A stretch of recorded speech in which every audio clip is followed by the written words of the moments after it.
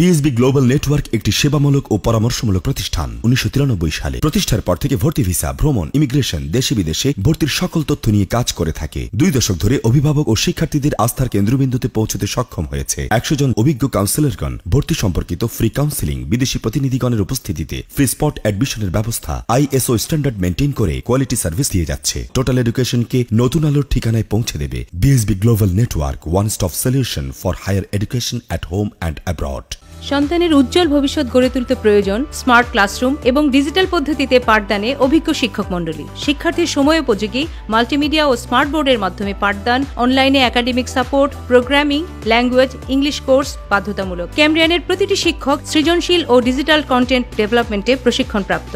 শিক্ষার্থীদের জন্য রয়েছে স্কলারশিপ সুবিধা, হোস্টেল, ট্রান্সপোর্ট সুবিধা, প্রাথমিক চিকিৎসা এবং ফ্রিতে SSP ক্লাসের ব্যবস্থা। গুণগত ও পরিপূর্ণ ডিজিটাল স্মার্ট শিক্ষা মানেই ক্যামব্রিয়ান।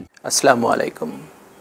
মাহে রমজানে যারা এই অনুষ্ঠান দেখছেন তাদের সকলকে অনেক অনেক শুভেচ্ছা এবং অভিনন্দন।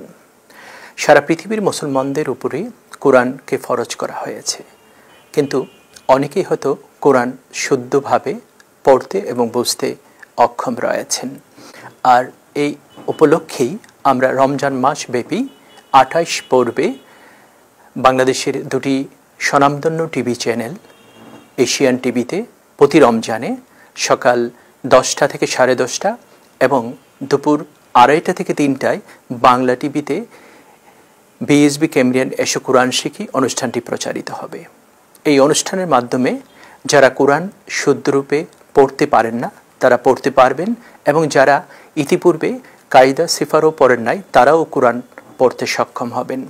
এবং এই অনুষ্ঠানের মাধ্যমে শুধু কোরআন পড়া নয়, কোরআন বোঝা এবং কোরআনের যে বাণীগুলো আছেন তার মর্ম অর্থগুলো উপলব্ধি করার সুযোগ হবে। প্রতিদিন যে বিষয়গুলো আলোচনা হবে টেলিভিশনের পর্দায় যেগুলো আপনারা দেখতে পাবেন, সেখান থেকে 3টি প্রশ্ন হবে, যার একটি হবে কোরআন ভিত্তিক, একটি হবে ইসলাম সম্পর্কিত, আরেকটি হবে প্রতিদিনের আলোচনায় যে বিষয়গুলো বলা হবে তার মধ্য থেকে। এই কুইজ কম্পিটিশনে যারা অংশ নেবেন বিজয়ীদের মধ্য থেকে উমরা হজের টিকিট সহ প্রায় 100টি পুরস্কারের ব্যবস্থা রয়েছে। এই অনুষ্ঠান টেলিভিশন ছাড়াও ডিজিটাল ক্যামব্রিয়ান ফেসবুক পেজে এবং সিটিভি বিডি ইউটিউব চ্যানেলে দেখা যাবে। আমরা আশা করি প্রত্যেকেই অনুষ্ঠানটি দেখবেন এবং অন্যদেরকে দেখার জন্য উৎসাহ যোগাবেন। আপনাদের সকলকে অনেক অনেক কৃতজ্ঞ।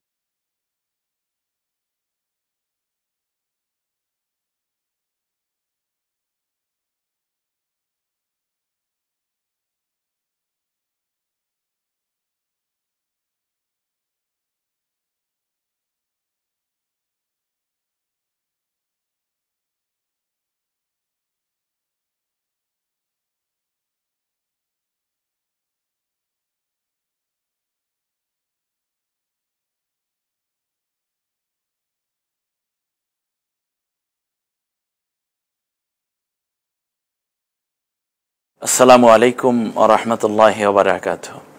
আলহামদুলিল্লাহ ওয়াসসালাতু ওয়াসসালামু আলা রাসূলিল্লাহ সাল্লাল্লাহু আলাইহি ওয়াসাল্লাম। বাংলাদেশ এবং সারা বিশ্বে যারাই বিএসবি ক্যামব্রিয়ান এসো কোরআন শিখি অনুষ্ঠান দেখছেন সকলকে আন্তরিক মোবারকবাদ জানাচ্ছি।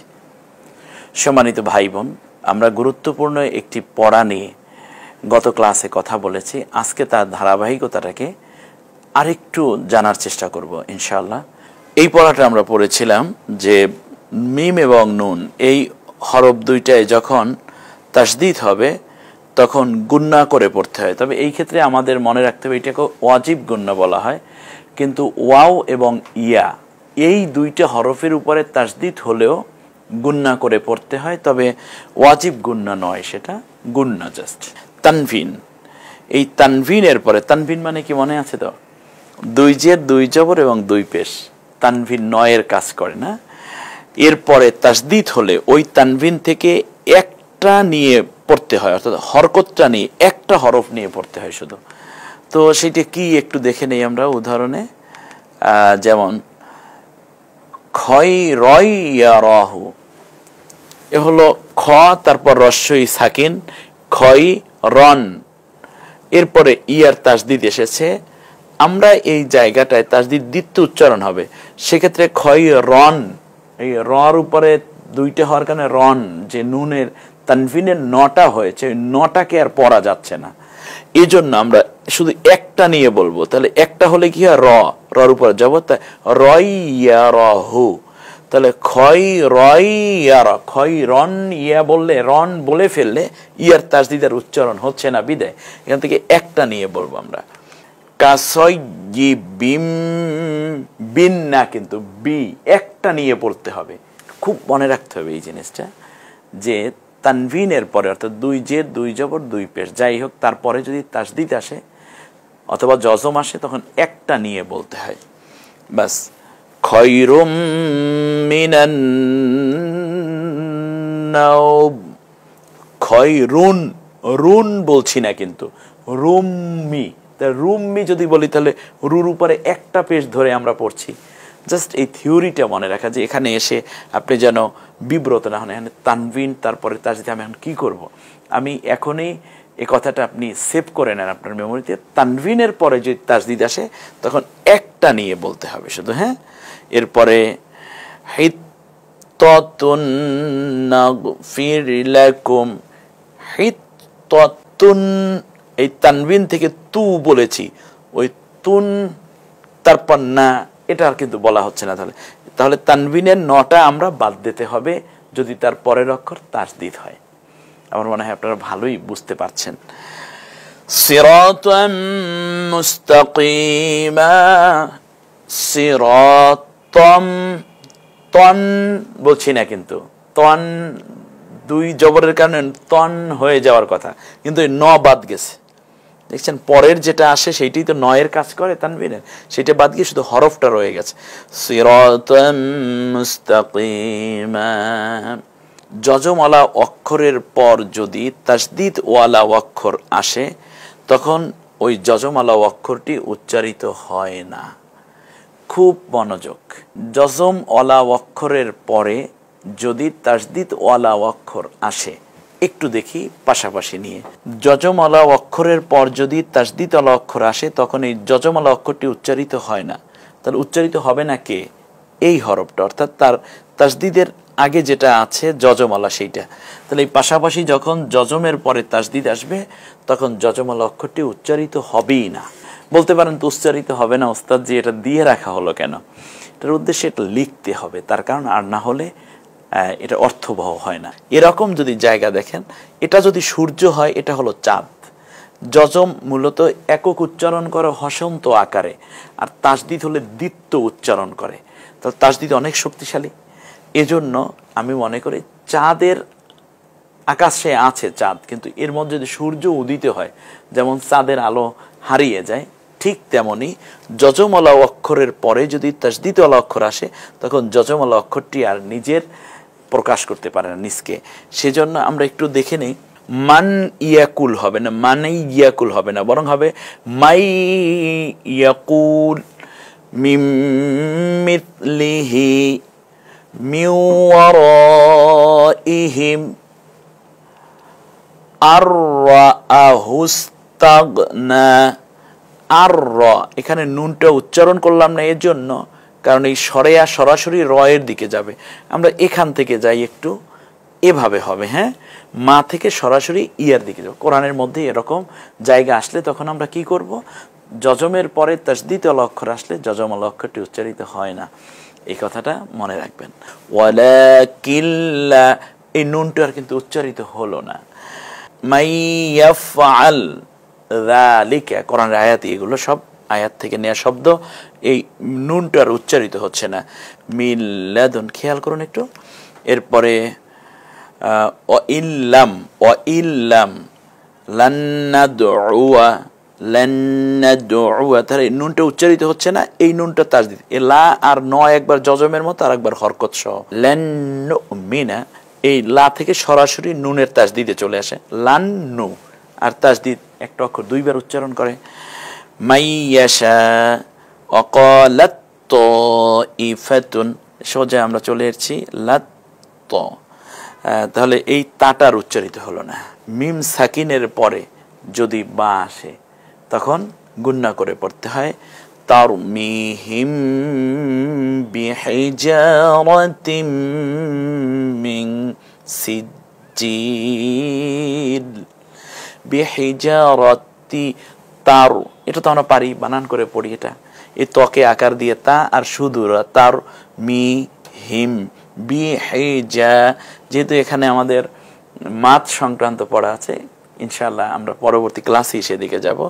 মিন সিজ্জিল কুম বিইذনিল্লাহ, কুম মিম সাকিনের পরে বাড়ছে, এজন্য আমরা একটু ধরে রাখতে হবে। ওয়া এবং ইয়া অক্ষরে তাসদিদ হলেও গুণনা করে পড়তে হয়। তাহলে আমরা 4টা বিষয় জেনে নিলাম। এখন একটা মজার ঘটনা, এখানে মুক্ত অক্ষর আছে, আপনি যুক্ত অক্ষর বানিয়ে দিতে হবে। আলহামদু কিভাবে বানায়? লিল্লাহি, হ্যাঁ এইভাবে। এরপরে রব্বিল আলামিন, আলহামদুলিল্লাহি রব্বিল আলামিন। রব্বি, বীর থেকে ল, আলিফে কিছু নাই, আমারও কোনো চিন্তা নাই। এরকম চমৎকার একটা ছন্দ। আপনি যখন পড়তে যাবেন তখন দেখবেন মাঝখানে এরকম কিছু হরফ আছে যে হরফগুলোতে কোনো প্রতীক নাই, জের জবর পেশ এই জাতীয় কোনো হারাকাত নাই, তানভিন নাই। আপনি বলবেন এই অক্ষরে কিছু নাই, আমারও কোনো চিন্তা নাই। রব্বি জিদনি ইলমা, ব্যাস। এর মানে হচ্ছে কোরআনে সবক আসতেছে কিন্তু। আর রহমান, আর লামে কিছু নাই, আমারও কোনো চিন্তা নাই। সরাসরি আলিফ থেকে জবর দিলে আ, ওকে আকার দিলে আ, শুধু র, আর রকে আকার দেন র, ওই আকার না হয়ে রই উচ্চারিত হয়, যেই 8টা অক্ষরের একটি। আর র শুধু হ চাপ দিয়ে, আর রহমান গলার মধ্যে চাপ দিন এটা। এরপরে রব্বির হামহুমা কামা, রব্বি আর শুধু র, এই যে তাসদিদ যে কাজটা করে, প্রথমে জজমের মতো আসুন রব, তারপর বি, রব্বি, তারপর শুধু র, রব্বির হাম হুমা কামা, রব্বা ইয়ানি, রব রকে জবর দিলে র আর শুধু ব, জজমের মতো একবার। আবার একটা আকার আছে, অর্থাৎ ডুয়েল বেবির মতো, প্রথমে জজম তারপরে জবর, যে হরকতটাই থাকে। রব্বা ইয়ানি সগীরা, বাস। 8ম পর্বের পরীক্ষা, আমরা পরীক্ষাটা একটু দেখে নেই একবারে কি কি আছে। কুল বানান এটাকে, কুল, বাহ চমৎকার।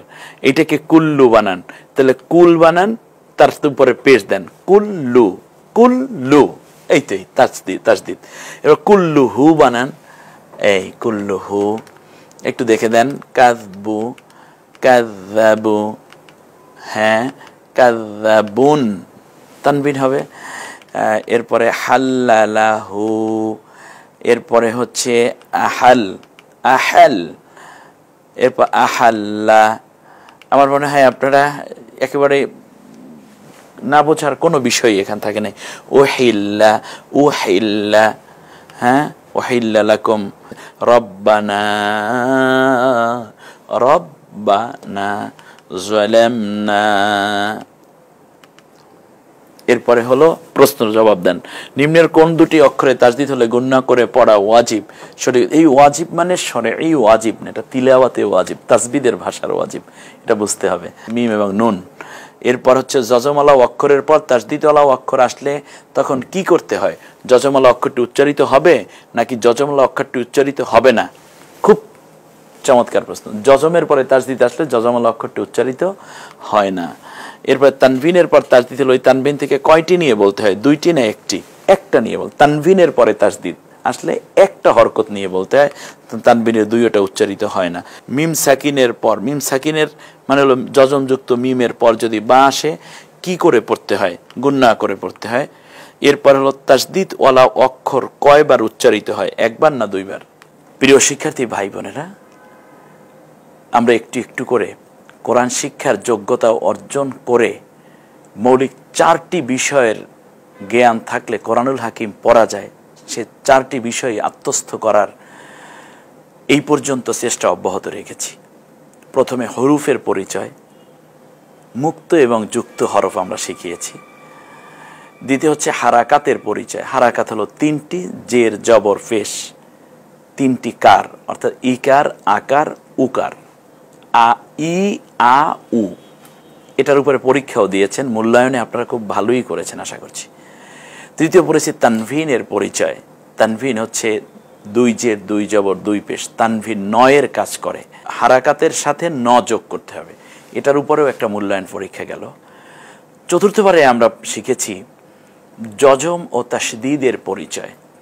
যজম হলো এককের কাজ করে হসন্ত আকারে, আর তাসদীদ হলো প্রথমে যজমের মতোই কাজ করবে, অক্ষরটার একক উচ্চারিত হবে, তার সাথে যে হরকত থাকবে সেইটা আমরা উচ্চারণ করব।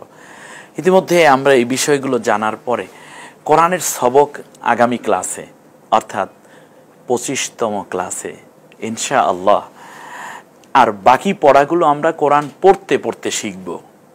আসুন আমরা এর আগে একটা মৌলিক বিষয় না জানলেই নয়, সেই জায়গাটি জানার চেষ্টা করছি। এটাকে আরবিতে বলে মাদ। মাদ শব্দের অর্থ হচ্ছে দীর্ঘ করে পড়া, টেনে পড়া। কখনো এক আলিফ লম্বা করে পড়া কখনো জায়গায়, কখনো 3 আলিফ লম্বা করে পড়া, কখনো 4 আলিফ লম্বা করে পড়া। এটা কেন হয়? তিলাওয়াতের মাঝে কোনো কোনো হরফকে দীর্ঘ করে পড়াটার নামই হচ্ছে মাদ। মাদ আমি মদ্দে লিন, মদ্দে ওয়াজ, মদ্দে বদল, এরকম অনেক প্রকার। আমি এই দিকে না গিয়ে আমি একেবারেই সংক্ষেপে একটা ছোট্ট ধারণা আপনাদেরকে দিই, তাহলে আপনারা বুঝতে সহজ এবং পড়তে আনন্দ পাবেন। যেমন 1 নম্বরে হচ্ছে তিলাওয়াতের মধ্যে মাদ। তিলাওয়াত মানে হচ্ছে আপনি যখন আরবি পড়বেন, পড়ার মধ্যে গিয়ে আপনি মাদ পাবেন, আর একটা মাদ হচ্ছে যেটা ওয়াকফের জায়গায় মাদ। তিলাওয়াতের মধ্যে মাদ হচ্ছে যেমন যখনই তিলাওয়াত করতে যাবেন তার মধ্যে আপনি পেয়ে যাবেন 4 আলিফ মাদ। 4 আলিফ একেবারে সোজা এভাবে কিছু চিহ্ন দেখবেন আপনি, এভাবে একটু দেখেন, এটা দেখা যাচ্ছে কিনা, এটা এইরকম একটা চিহ্ন যদি দেখেন, এখানে যেই হরফের উপর এটা থাকবে সেটাকে আপনি 4 আলিফ টেনে বলবেন, 4 আলিফ। এরপরে হচ্ছে দ্বিতীয় হচ্ছে আপনি এই রকম কিছু প্রতীক দেখবেন, যে হরফের উপর এইটা থাকবে সেখানে আপনি 3 আলিফ টেনে বলবেন, 3 আলিফ, 3 আলিফ।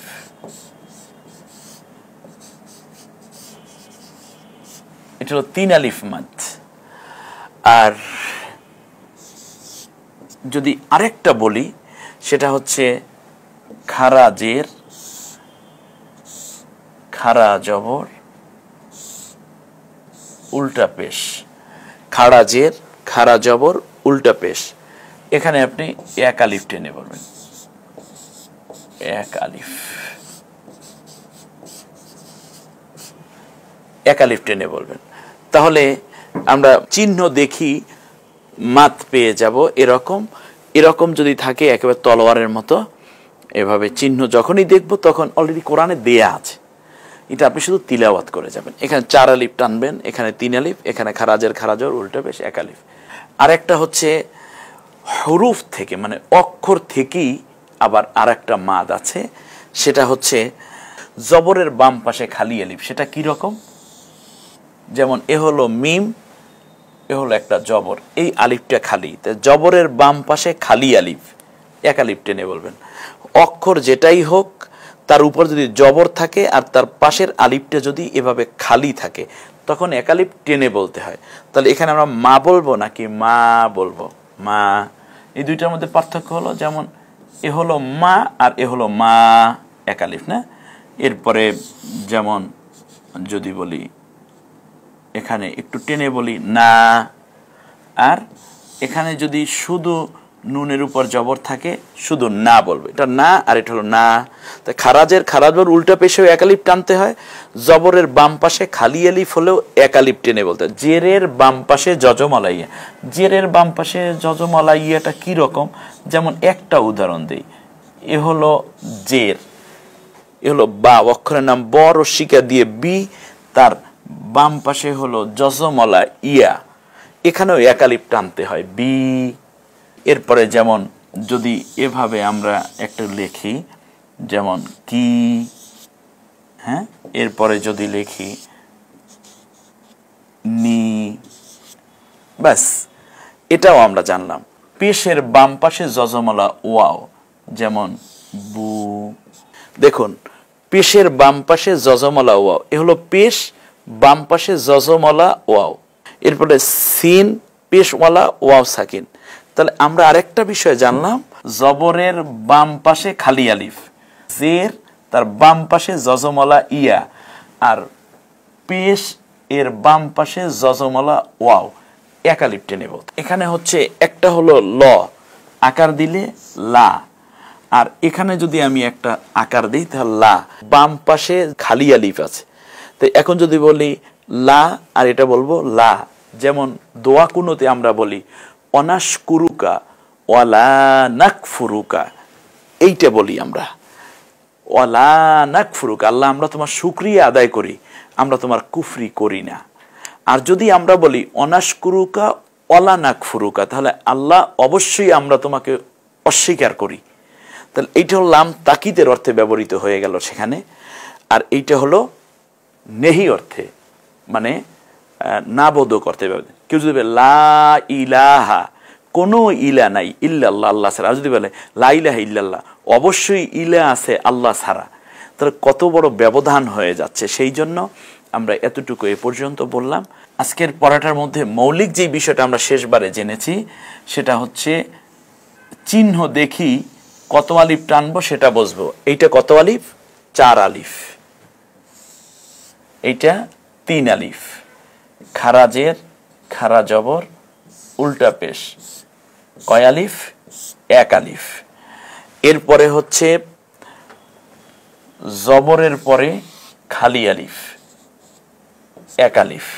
জেরের পরে যজমলা ইয়া, জেরের পরে যজমলা ইয়া, 1 আলিফ। পেশের বাম পাশে যজমলা ওয়াও, তাই পেশের বাম পাশে যজমলা ওয়াও, জেরের বাম পাশে যজমলা ইয়া, জবরের পরে খালি আলিফ, 1 আলিফ টেনে বলতে হয়। তো এই পড়াগুলো নিয়েই আজকের মতো বিদায় নিচ্ছি। আশা করি আমাদের সাথেই থাকবেন, ঠিক একই সময় একই চ্যানেলে। আল্লাহ সকলকে সুস্থ রাখুন, ভালো রাখুন।